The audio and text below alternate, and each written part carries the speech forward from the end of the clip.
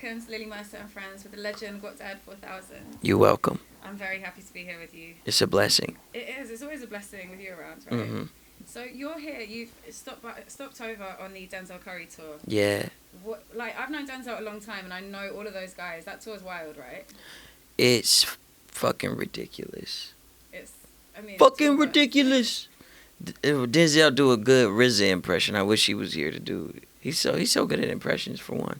I wish he was here to do his RZA impression. Is that what it is? Just Wu-Tang impressions on the tour bus, like all day? Nah. We only do the RZA thing because I'm just a big fan of the RZA, and then he goes off and then do other stuff. He does a really good impression of me. Okay. Yeah.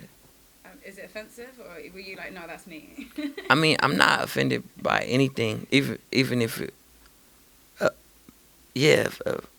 offensiveness is relative, and can't relate relatively. Mm-hmm. So, what's the craziest things happened so far on the road? It could be on another tour as well. I know you've been traveled quite a lot in America as well as UK. Yeah, I signed some armpits in Wisconsin. How easy was that? Were they sweaty? Was the pen working? Kinda. I didn't go too deep into the pit. You know what I'm saying? I kind of danced around the tip of the pit. This is pretty dangerous territory. It is. Was this a female or a male pit? Definitely female. It was two females. I did two armpits. Yeah. Well, that's quite unique. It's a double pit. A double pit. Mm-hmm. There's a song title already. I don't know. Whoo. I will say, actually, to be honest, that's like not even as good as your song titles. You've got a real way with words, like an impressive way with words. Thank you. So have you always had that? Have you ever been like outside of like rapping or writing music? Have you ever written, like literary stuff? Outside of school, no, but I was just kind of born with the gift of gab. It's just a thing. It's almost like, it reminds me of like 70s pimp style, but then I also started thinking it reminds me of E40, who's from the Bay. Mm-hmm. So like, is that a Bay thing? Like, yeah, thing? Yeah, we kind of all like this. It's funny because it's tight. Because I guess for my generation, I'm the intro to this culture. But like, if you go back home, eventually somebody's gonna say something along the lines of what you would expect me to say. Mm-hmm. Yeah, I'm just really good at it, and I'm more handsome than a lot of people, so it works for me, You take it further. Mm-hmm. Yeah. But you're doing a lot for Oakland. Like, I mean, I've listened to a lot of like 90s rap, and there's a huge scene in Oakland. Mm-hmm. Like, there has even been in more recent years, like 2000 era. But do you feel like right now, like you are pretty much the guy in Oakland, right? There's not really enough people to call it a scene. Yeah, it's me. There's All Black.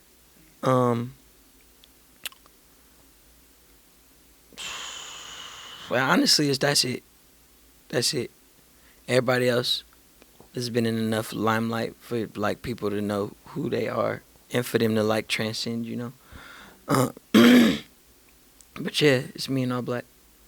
Yeah, because you did have on Deal Deposits, you've got a song with Nef the Pharaoh and E40, but they're like Vallejo, right? They're just not exactly Oakland anyway, so the scene's more active outside of the city, right? Yeah, it's every region in the Bay got their own like champions, It's tight. I love everybody back home. That's good. You seem a very positive and all about the love guy. Like, besides we were just talking about you having you being the evil twin, essentially. You have, a bit of a joker, fun side, but you're all around a very positive guy. Is that always been the way for you? Nuh-uh. I had to learn how to be like this. I always been this way with myself and with my friends, but not with other people. I used to be a real hater. I used to be a salty dude. I couldn't help but compare myself to what other people was doing and where they was at in life. And that only led to like depression and a toxic mindset. So I had to learn how to not be that way. It's dangerous, you know what I'm saying? To like be like, oh man, I feel like I'm just as good as these people. Why I'm not there? And then you just don't get there that way. What do you feel was the thing that changed it for you? Was there a moment where besides being more positive and like... Shit, I was broke.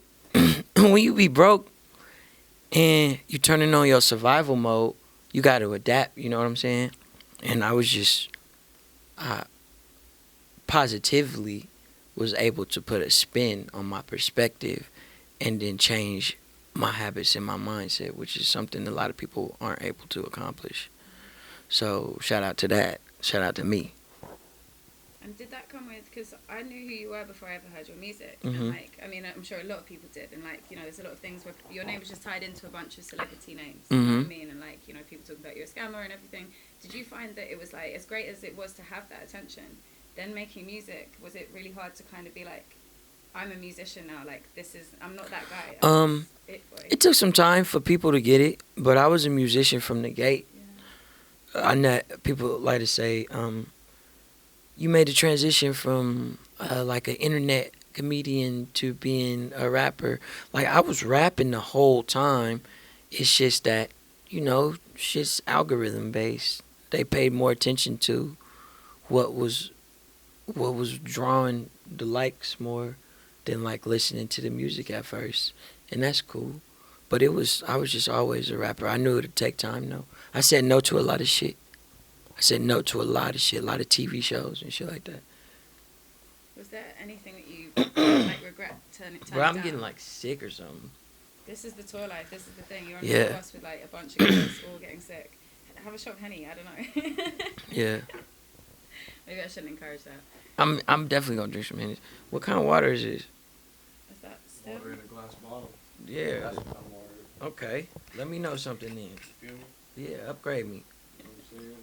With your lifestyle. Thanks, Paul. Is it fizzy? I needed that. I felt like a king drinking out of that glass bottle. That shit tastes hella good. That's way better than that. I got some water in a box over there. That shit was trash. I believe you. I drank it after I was done. I threw it at the wall. I hate it. Disrespected me with his taste.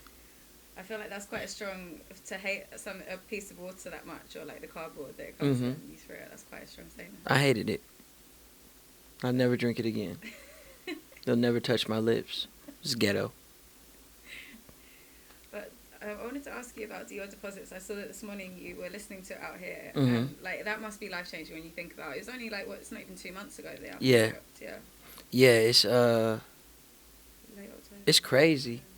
It's crazy. I was like, damn, this is fucking wild. It felt good. It felt really good to be listening to the album in London. You know what I'm saying? London. That's crazy. I'm out here. I'm supposed to be in jail or dead, but I'm in London with a shiny do-rag under my beanie. It's tight. And some very sick sunglasses. So. But this is, I mean, that's just testament to how hard you've worked as well. Because the album's amazing. There's like, that's the thing about it. It's like, it is an album, right? Mhm. Yeah, I like that you kind of just came with an album with the maddest features as well. There's so many amazing people in there. That shit's crazy. It's tight. But like, that's my life. I'm really friends with all these niggas. I didn't like pay nobody for no verse. I didn't like press nobody. It just, everything happened organically. I got a real good ear to A&R my own stuff. So it was just about me like putting people in a position to see if they like different stuff. And that's really what it was. But you can tell that from the chemistry, especially it's the song with you, Maxo, Denzel, and Key, where it's like there's just it's like a what's it called, like a posse cut, like Yeah. it's got that vibe where you can tell you all have your own styles, but they mesh very well. Are you coming to the show tonight? Watch when you see that motherfucker. It ain't no fucking joke. God damn. It's a thing. It's like a thing. Yeah. Because I mean, there's so many great songs on the album. I wouldn't say that's like my favorite for that vibe. If you know what I mean. There's so many great songs and like. But what do you have a favorite? Is there like, I know it must change throughout the. Yeah, it always changes. Like when I first was doing the album, it was the first song, Doing Too Much. Then for like 3-4 months, it was Can't Stop Finessing. Then it was Iced Out Gold Chains when it dropped. And now I'm just always listening to the outro. Yeah. Yeah. Which is almost, that's like a progression. If the first song's your favorite. But yeah, I Start Got Chains. Like, I don't know. They share. I have favorites like. Yeah. You know. Do you drive? Yeah. You gotta listen to Ice Out Go Chains while you driving. Driving fast, Mhm. yeah. Yeah, but you live in the Bay, like that's different. Driving here in the rain, like that's not. Yeah, you gonna I'll do die. it, but I'm You just gonna saying it crash might your be shit. different. Y'all streets like 2 inches wide. This is crazy. What the hell? Who And built all this? one way. The Romans apparently, yeah. They was tripping. Either that or they was just hella skinny. That's true, maybe. Yeah. Well, they were on horses or some shit. They Oh weren't. yeah, you're right. Yeah, but I mean, it's definitely a whole different vibe here. It's I don't know. I can just imagine coming here for the first time, just being like, "What the fuck is going on?" And as you said, everyone's saying literally, like, constantly. Constantly saying sorry, apologizing. I'd be like, you didn't even do nothing. I met this dude on the train yesterday, and he had lived in California, and I asked him if he'd been to the Bay. He said no, and he apologized for it. Why would you say sorry for that? It almost makes me mad. I'd be like, what are you saying sorry for? See, London is the only place that we say sorry. Like, you walk into someone and, like, no, sorry, someone walks into you and you say sorry to them. But then also, when you're driving and someone beeps their horn at you, you beep back even if you're wrong. It's like we're really angry, but we're also really apologetic. I don't know why. Yeah, that's how you spoil kids. Like when you give them a whooping and then you say sorry afterwards. That's how they ended up riding. That sound like how y'all move. Yeah, don't have kids out here then. Yeah. I mean, honestly, my plan on this tour was to like find a potential baby mama in every country, fuck raw, and just see what happens in a couple years. Like if I come back and be a kid at the door, like, and then I open the door, he got a sign, and I'm just like, oh shit, what's up, little Guap? But they could be like Guap son. Hold on, look, it's my brother calling. Hey. Hey, who this nigga look like right here? I'm in London right now. Who this nigga look like? Oh, wait. It only could be so many people. Either Omar. Not Omar? Omar. You know Omar on 10th Street. Oscar. Oscar. That's right. Yeah, exactly. That's it. Okay. But you said Omar, Oscar. Yeah. No, that's I was like, bruh, what? And he bald headed. With the beanie. That nigga. Look how he's look how he's standing, look. I'm telling you, they the same person. He probably got hella knowledge for you. Yeah. Probably got some game you need to soak up. About gentrification and shit. About gentrification and shit. I'm in the middle of an interview. I called you before the interview started so we could do that. That's a nice hoodie though, brother. You look handsome. This Fashion Nova, but this is community service. Oh, you getting that community service done? I'm out. All right, love you. Love you more. I'm glad you got to see. Yeah. But yeah, sorry, we were talking about you potentially like having children. I was thinking it could be like Guapdad4000, but then they could all be different numbers. I think actually if we talking about their actual names, my kids gonna have such out of pocket names. I'm gonna just name them after all the shit that I like. My kids gonna be like pop culture whores with their names, for real. I'm gonna name my first son gotta be a junior, so you gonna be, my real name's Akeem, so he'll be Akeem Vegeta Atreyu Hayes. You know what I'm saying? Oh my god, wait. Are you a fan of Never Ending Story 2? I love Never Ending Story. Oh my god. Yeah. We are kindred spirits. That's my favorite film. It's like definitely in my top 10. Falcor, I'm about to say, no, if I have another son, Falcor gonna be in his name. Yeah. Legendary. Honestly. Honestly, Falcor might be his first name. Like, I might name him Falcor Vegeta Ferrari Hayes. That's fucking tight. That is a strong. No one's fucking with Falcor. I'm just saying, he'll go to school on his first day. No one's bullying someone called Falcor. Never. It just wouldn't happen. Yeah, but all my kids gonna have crazy names like that. I like this. So, like, my favorite films are Never Ending Story, Scarface, and Clueless. So I could have, like, Falcor, Tony Montana, and then, like, you know, obviously you have a share. Yeah. What are your favorite films? Like, what would your kids be if you just went for films only? Films only. They all probably just be anime films. Like if I have a daughter, I always wanted to name her Akira. I really, damn, I don't know. Gundam Wing, one of the first Gundams that I ever watched out of all the series. There's a Gundam called Epion. I always thought that name was hella tight. Little Epion. Yeah, this little Epion. He beat niggas' ass.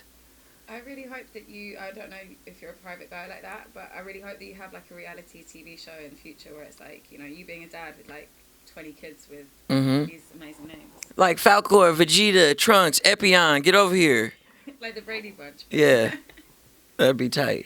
But I do also like the idea, like if you were to, you know, I don't know how active you've been on your, you know, sowing your seeds across Europe mission, but if you were to like come back in 20 years for a reality TV show where you find the kids, that could be great. And then like make a band. Yeah. Oh, for sure. My kid's gonna be put to work. My kid's gonna be put to work. I'm gonna be Joe Jackson without the abuse. Yeah. Yeah. Well, I was a baby model, so I did my first cover at 3 months old. So yeah. You should get them out early. Get the kids modeling, you know. I'm gonna just kind of like put them in a room, leave like some instruments in there, some paintbrushes, a basketball, you know what I'm saying? All the shit, and just see who picks up what. Yeah. And just kind of cultivate whatever I feel like might be there. I'm not going to force nothing on my kids, but I'm going to give them like every outlet, every chance to like be great at something. But I know I'm going to probably have that one like loser son who just like not good at anything, but I still got to love him the same as my like talented kids. So I'm ready for that too. So I'm excited to see like your show. I've never seen you live, so this is going to be exciting tonight. But it's tight. It's really engaging. Is it? I was in my head. It was like just women throwing roses. That was kind of what I was thinking. But like now you're saying, I'm guessing there's like a mosh pit vibe. When I don't know. I'm like I really go back and forth from like Teddy Pendergrass to like Kid Rock. Yeah. He is my favorite singer of all time, so that sounds great. Yeah, Teddy Pendergrass was a sexy motherfucker, for sure. I've been trying to throw in, like, my Prince vibes, you know, but it that's a better one. I go from Prince to Rick James real quick. So every show is legendary then? Yeah. And no roses? Probably not in the UK, because people are just kind of finding out about me, especially, like, on a live performance type vibe. So maybe the next time I come back, probably the next time I come back, it's roses and panties and shit like that.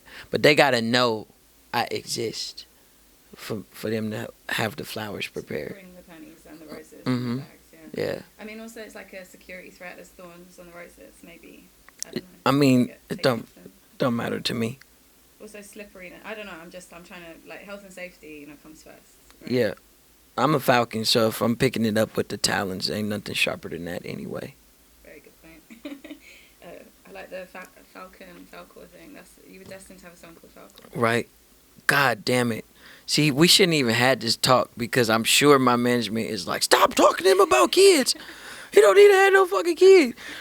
But I mean, if I find something bad enough out here, and it's just gonna happen. See you in 18 years, little buddy. Come live with Pop.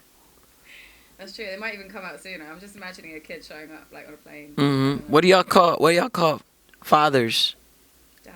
Dads? Y'all just say dad? Yeah. Okay, yeah. Mum instead of mom. Mum? Yeah, it's M-U-M. Mum. But that's the only real difference, yeah. My mum. Mum. Pretty much, that's how you say it. Yeah, tight. Yeah, have you been practicing your like English accent? Or like drinking tea and doing stereotypical shit? I mean, I drink more tea than y'all. Yeah, that's true. For sure, I drink more tea than y'all. But, kind of partially. I like to say stuff because y'all like to skip T's. If it's T's in the middle of a word, y'all skip it. Yeah. Like little. Yeah, and water. It's called water. Glutal stop. You said what? It's like the glutal stop. I don't know how you say it, but I learned that in school. Gluttal? Yeah, the name for when you don't say the T's. Oh, that's it. Oh, yeah. Tight. Y'all named the oral phenomenon. Exactly. Are That's you into cool. linguistics like that, like knowing what the meaning, like the terms, Mhm. yeah, the terminology, yeah.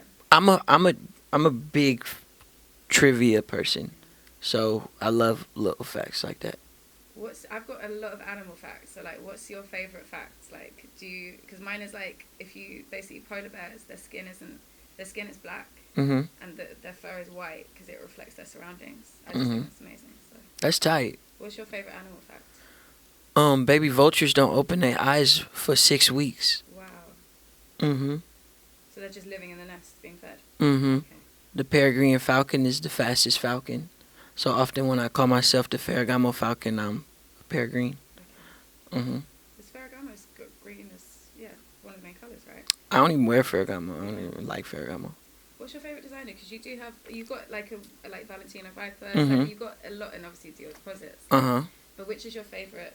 My favorite designers is stuff that I never talk about. I'm really into Japanese fashion, so it's all Japanese brands that I like. And you could put a song, but I feel like, do you want to keep it private? Keep those brands to yourself. I post about them a lot, but people don't need to know. Yeah. I can't give away too much, so I'm already telling niggas who I'm finna nut in and get pregnant and shit like that. So like, I need to have some type of intimacy. Yeah, you gotta keep something private. But taking it back to music, obviously you were on the Revenge of the Dreamers album, which is amazing. The whole album is incredible. Yeah. But I want to talk about like Zoink Gang. It's like it's like a group within the collective that made the album. Yeah. So like, how did that come about, and like, how did you group together? Man, I didn't know that I was in Zoink Gang. That album came out and I was in Zoink Gang. And I was talking to Buddy like, what is Zoink Gang? He said, I guess that's us. And that was it. After being on tour with Earth Gang, their DJ Dark Knight, he grew up with Jid and Earth Gang, and he actually created Zoink Gang. So I got more insight into the mystery behind Zoink Gang, and I'm in it. Me, Smino, Jid, Buddy, DJ Dark Knight. Everyone's great. I mean, I think It's the realest. Yeah. It's like a Justice League. Yeah, literally. But this is the thing. It's like, would you like? It's not the kind of thing that you like make projects, is it? You just work together and make great tunes, right? You're not like trying to drop an album. It's more just like a. No. There's a Zoink Gang Is album. there an album? Mhm. When? I don't know when it's gonna drop, but we in between the songs I've done with Smino and Buddy, the songs Buddy's done with Smino, the songs everybody's done with Jid, and me and Jid have our own cuts too. We may be like 20, 30 songs in. Damn. Yeah. So we will probably see it like. We all work in a way that like if we sit down and make music, we making like 4 or 5 songs a day. 6 if we all there type shit, you know? So there's gonna be a lot. Probably we'll probably get to like 100 something by the time we pick a songs. I'm excited to hear that though. I love everyone in that group is incredible, and like Dark Knight too. I've known him for years as well. So Oh yeah. I didn't know that he was the actually. Yeah, player. he made it. Yeah. Mhm. So I'm excited to hear more from all of you guys like together. But like, Yeah. what are you working on outside of music at the moment? Like, you have just dropped an album. Like, are you taking it easy, or are you still just like active in the studio? No, I'm working on the next album. Oh damn. Valentino Viper is what is the name of the next album, and that's going to be my last alliteration, my last brand alliteration album. It's gonna be tight. It's all 70s stuff. Nice. And is it like more singing as well? Like, I think it's gonna be the same, kind of in and out, back and forth. I am singing a lot better now than like the music that y'all heard on the album, because a lot of that stuff is older compared to where I'm at now. But nah, it's just gonna same singing. It just kind of depends on the vibe, really, of the songs. It's gonna be a lot more me. I'm still gonna be collaborative, and they're gonna be hella posse cuts and like 6 niggas on one song type stuff. But it's gonna be a lot more me, just cause the fans have requested it. that's good though. Like you work really really hard. So I'm impressed that you have an album already planned. Like after it's literally been like less than 2 months and you're already working on something new. So. I'm literally gearing up to like, God, I got 3 songs that I already know need to be on it. 4 actually, because there's a song me, Childish Major, and Sir on the hook. Oh, like I literally Yeah. died. Like, are you mad? I forgot about it. Sure. No, it's produced by Chad Hugo of the Neptunes. I'm leaving. I'm now leaving the interview. That is the wildest. Yeah, I forgot. I hella forgot that we did it. I was scrolling through my notes last night because Paulion, my cameraman right there, texted me about some shit that I did with some dude, whatever he was saying, and I was looking for the song, couldn't find it, and then I found that one. I was like, oh, I forgot we did this. That is insane. Yeah. Childish Major, I've literally, I mean, around the time you ain't even know, was that like 6 years ago when he produced that? Mm-hmm. And then but his voice, I think as vocalist, he's incredible. Yeah, he's tight. Producer too. He tight. Damn. And Chad, oh my god, I'm very excited to hear all this new music. It's epic. It's epic. My first, I don't remember the whole verse, but I when it came on, it was like, too many bitches on this D of mine. I'm a black blowfish floating through a sea of knives. The way I deflower these honeys, I should be a hive. If I'm ahead of my time, then why the fuck should I rewind? And I was like, damn, what was I on when I wrote this verse? Yeah. Lyrically jacking off in the fucking booth and shit. Whatever you were on, take more of it. Like, that is actually, yeah. Mm-hmm. That's like... It was just him. Oh, no, actually, we was off the Don Julio because Childish drinks Don Julio, and I was off the Henny, so we was off the Julio hen. The hen Huli.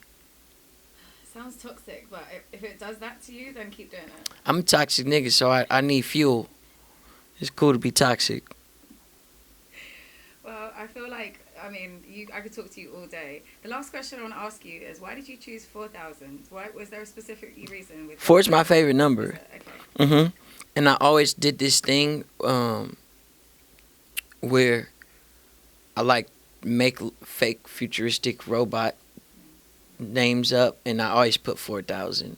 Like it's the X23 4000 or some shit like that. You know what I'm saying?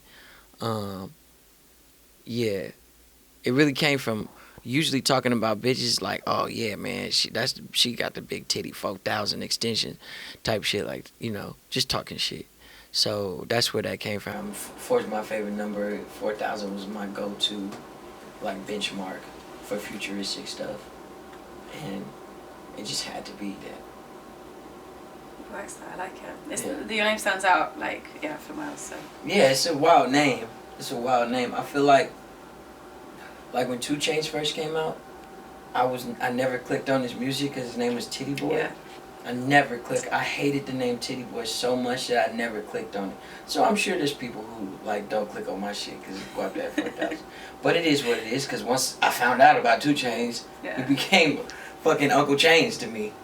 I love him. I had that with, because he obviously is on all the early Ludacris, so you'd be like, you know, the freestyles that he used to have a freestyle on every song on the album, and you'd hear like Titty Boy, and you're like, huh? Yeah. That's who? Yeah. But it's true, as soon as he was 2 Chainz, it was like a different. Yeah, like, who the fuck is 2 Chainz? You want to click it because it's like, damn, 2 Chainz. Why not just 1 chain? Okay. And then you click it and it's like, nigga, this is tight. Yeah, shout out Uncle Chainz. I love you. Do you think, like, growing up, there was this whole, because you said you love RZA and you love 2 Chainz, but do you think, like, at the time that I was growing up and getting into rap, there was a real, like, elitism in it? So, like, you couldn't like Wu-Tang and, like, I can't think of an example. Ja Rule? You know what I mean? It's like, that's funny as fuck. But nowadays it's not like that. But why do you think it is that people are a lot more? It's like you're allowed to like everything. You're allowed to like Slipknot and also Wu-Tang. That's because there was a paradigm shift in who was cool and who wasn't in terms of society. Like all the classic like jocks and like the sports guys became less of the cool person, and then the weirdos kind of took the spotlight. And weirdos is the most eclectic because they aren't restricted by overt masculine details and like that toxic masculinity that came with that image of being like the cool person. So like it became cool to like other shit, and weirdos open the door for everybody else to like that other shit. You know what I'm saying? That's just what it is. So that's why it's just a different time. Fuck them old niggas anyway. All like the super hip hop purists and you can only like blah blah blah. Like nobody care about that shit, man. Music's such a crazy spectrum of sonics. Why would you ever box yourself into one thing? Very, very true. Yeah. Well, thank you so much for your wisdom, for your time. You're welcome. Yeah, I could literally listen to all your kids' names all day. So Mm-hmm. thank you very much for sharing everything. No problem. Thank you.